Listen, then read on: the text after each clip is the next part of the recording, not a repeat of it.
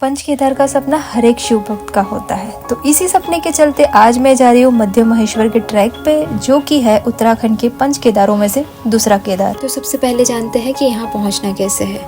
ऋषिकेश से आपको बस लेनी है ऊखीमठ तक। ऊखीमठ आके आपको शेयर टैक्सी मिल जाएगी जो आपको रांची छोड़ेगी। रांची और ऊखीमठ का डिस्टेंस है 22 किलोमीटर और टैक्सी भी 100 रुपीज़ का ही किराया लेती है। रांची से 2 किलोमीटर दूर है अक्टोली, जहाँ से ट्रैक स्टार्ट होता है। हमें हमारे होमस्टे वाले अंकल ने ही लिफ्ट प्रोवाइड की थी। बेसिकली वो होमस्टे में रुके जितने भी लोग मध्य महेश्वर के ट्रैक पर जा रहे थे उनको सुबह छोड़ने आए थे, तो है ना अच्छी बात।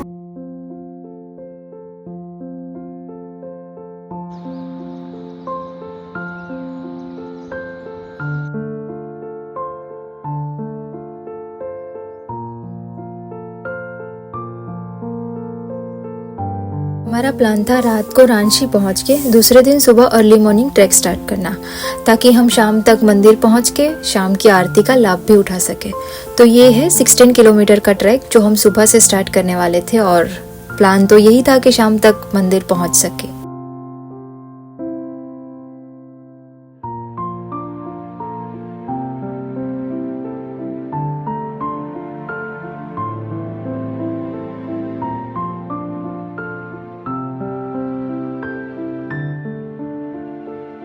ट्रस्ट मी, ये ट्रैक खूबसूरत घने जंगलों से होकर जाता है और रास्ते में काफ़ी सुंदर वाटरफॉल्स भी देखने को मिलेंगे और ये वाला मेरा फेवरेट वाटरफॉल है। वैसे इस ट्रैक पे काफ़ी कम लोग होते हैं, ना घोड़े और खच्चर देखेंगे ना इतने यात्री।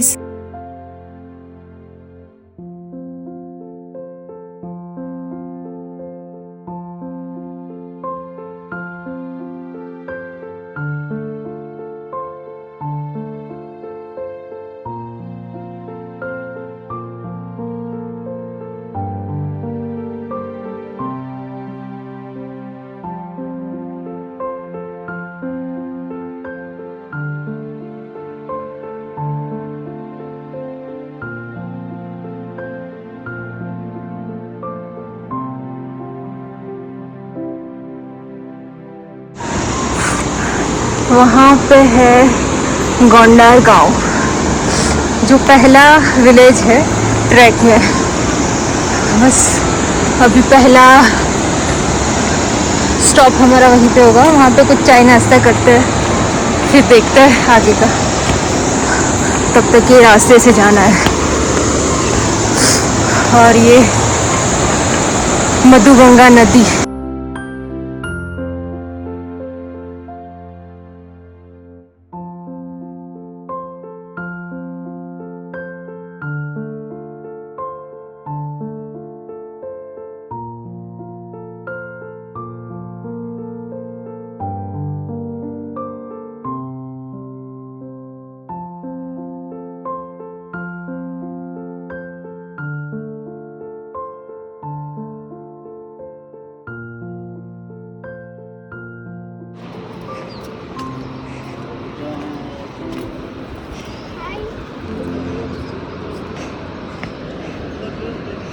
नींद नहीं आ रही आपको?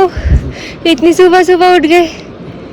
हाय, नमस्ते कर दो, प्रणाम कर दो, नमस्ते कर दो, नमस्ते नमस्ते नमस्ते कर दो।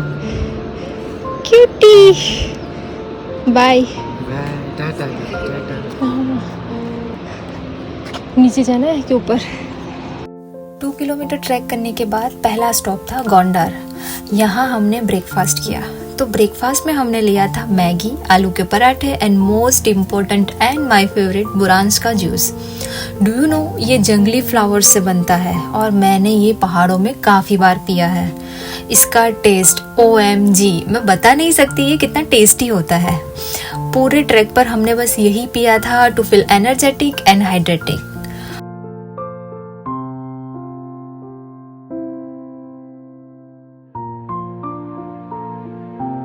गोंडार से निकल के अब हम जा रहे थे बंतोली की ओर और गोंडार के बाद ही यहीं से खड़ी चढ़ाई स्टार्ट होने लगती है।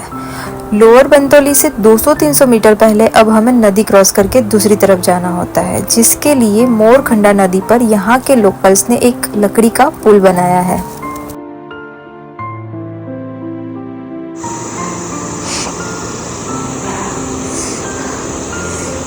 वो जो वहाँ पे है वो गोंधार विलेज है जहाँ पे हमने नाश्ता किया था। और वो सिटी दिख रही है, ये मैंने उंगली पॉइंट की है, वहाँ पे वो ब्रिज है जो जस्ट हमने क्रॉस किया था। और देखो हम कितने ऊपर आ गए और अभी बहुत ऊपर जाना है।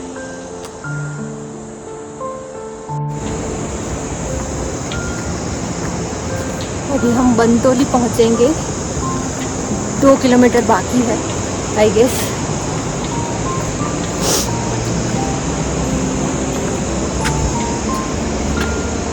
और ये मैंने फ्लावर दिख रहे हो आपकी इकट्ठे किए हैं। बुक्के बनाने का इरादा है, देखते रास्ते में और कितने फ्लावर मिलते हैं।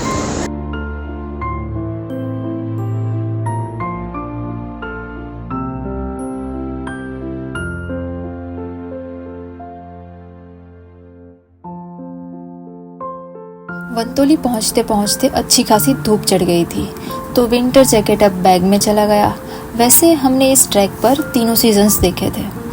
सुबह और रात में ठंड लग रही थी, दोपहर में धूप एंड कभी कभी घने जंगल में ट्रैकिंग के दौरान बारिश भी मिल रही थी।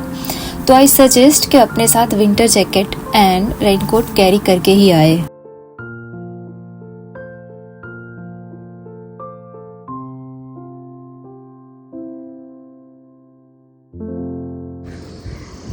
और गोंधार के बाद ऐसे ही खड़ी चढ़ाई है और नानू तक है, तो बस हिम्मत रख के चलते जाना है और क्या। नानू पहुंच के हमने देखा कि वहाँ केवल एक ही घर था। हमने वहाँ स्टॉप और रेस्ट लेना अवॉइड किया, हमें सही नहीं लगा क्योंकि हमें मंदिर 6 बजे से पहले पहुँचना था ताकि हम शाम की आरती जो करीब 6 बजे आसपास होती है वो कर सके।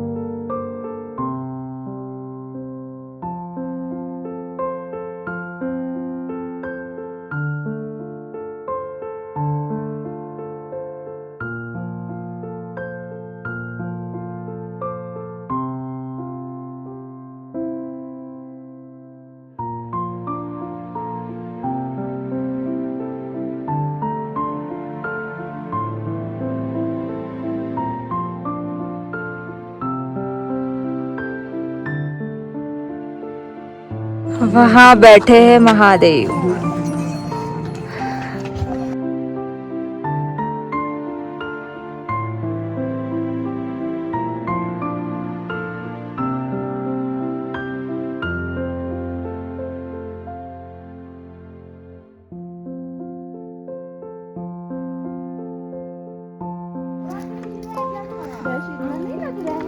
अरे पहुंचे ही नहीं ना अभी तक ऊपर कोई। चलते गए और हम महादेव की कृपा से 5 बजे के आसपास मंदिर पहुंच गए थे। वहां पहुंचने के बाद मैं सीधा मंदिर के पास चली गई। यहाँ पे भगवान शिव के मध्य भाग यानी कि नाभि की पूजा की जाती है, इसलिए इसे मध्य महेश्वर कहा गया है। मंदिर की एक झलक देख के हमें अलोकेट किए गए रूम पर चले गए और रूम पर फ्रेश होने के बाद हमने आरती अटेंड की। तो आरती के टाइम मंदिर बहुत ही सुंदर लग रहा था और क्योंकि पंडित जी ने रिकॉर्डिंग करने से स्ट्रिक्टली मना किया था तो मैं कुछ शूट नहीं कर पाई। अब बात करते हैं यहाँ रहने की और खाने की। तो अगर आप यहाँ रात को रुकना चाहते हैं तो आप अपनी मर्जी से होटल या होम स्टे नहीं चुन सकते। यहाँ के लोकल लोगों ने एक यूनियन सिस्टम बनाया है जो रजिस्टर लेके मंदिर के पास बैठे हुए होते हैं और एक ऑर्डर में ही रूम अलोकेट किए जाते हैं। यहाँ जिस होम स्टे में आपको रूम अलोकेट हुआ है वही आपको खाना बना के खिलाते हैं। हमने करीब इस रूम को पे किया था 1500 रुपये पर पर्सन। और अगर आपके पास टाइम हो तो बुधा मठ महेश्वर जरूर जाना, जिसके लिए 2 किलोमीटर ट्रैक करना पड़ेगा मध्य महेश्वर मंदिर से।